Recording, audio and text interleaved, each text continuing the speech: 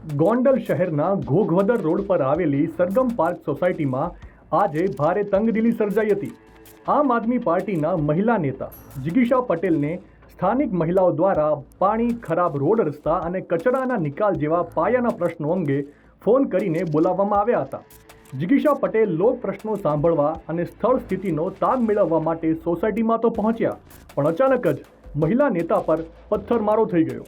પ્રાપ્ત માહિતી અનુસાર જ્યારે જિગીશા પટેલ સોસાયટીની મહિલાઓની રજૂઆતો સાંભળી રહ્યા હતા ત્યારે અચાનક વાતાવરણ તંગ બની ગયું હતું. મળતી માહિતી મુજબ જે વિસ્તારના પ્રશ્નો હતા તે સિવાયની અન્ય વિસ્તારની કેટલીક અજાણી મહિલાઓનું ટોળું ત્યાં ઘસી આવ્યું હતું. આ મહિલાઓએ જિગીશા પટેલ સાથે ઉગ્ર બોલાચાલી કર્યા બાદ તેમની ગાડી પર પથ્થરમારો શરૂ કર્યો હતો. આ હુમલામાં જિગીશા પટેલની કારના કાચ પણ તૂટી ગયા હતા અને તેમને શરીરે ઈજાઓ પહોંચી હતી. હુમલાની આ ઘટનાને પગલે વિસ્તારમાં અફરાતફરી મચી ગઈ હતી.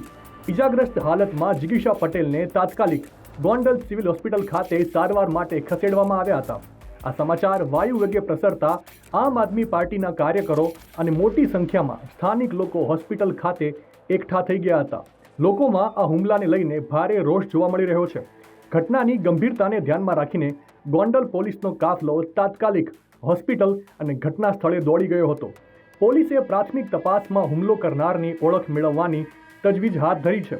મહિલા નેતા જિગીશા પટેલ પર થયેલા આ ગંભીર હુમલા અંગે આપનો શું અભિપ્રાય છે? કોમેન્ટ કરીને જરૂરથી જણાવજો.